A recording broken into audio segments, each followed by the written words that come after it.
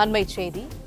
Oman கடல் பரப்பில் வந்து கொண்டிருந்த இந்திய கச்சா எண்ணெய் கப்பல் மீது தாக்குதல் நடத்தப்பட்டுள்ளது. இது தொடர்பான முழு விவரங்களோடு இணைகிறார் எமது செய்தியாளர் சரவணன். சரவணன், விவரங்கள் என்ன? ஓமன் கடல் பரப்புல இந்திய கப்பலான MT மாரிவேக்ஸ் என்ற அந்த கப்பல் மீது தாக்குதல் நடத்தப்பட்டது. இது அமெரிக்க கடற்படை தாக்கியதாக முதற்கட்ட தகவல் கிடைக்கப்பட்டிருக்கிறது. இது இந்தியாவிற்கு கச்சா எண்ணெய் கொண்டு வரக்கூடிய இந்த கப்பல் மீது தாக்குதல் நடந்திருக்கிறது.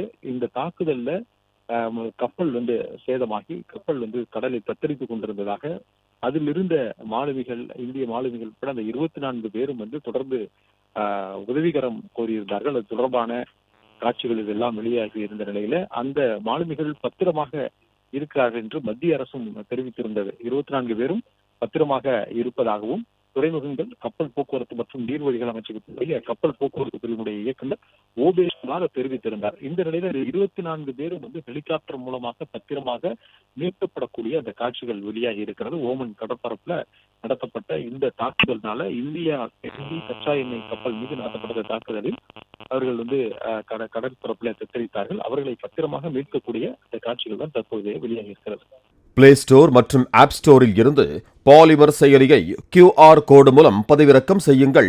செய்திகளை உடனுக்குடன் பெறுங்கள்.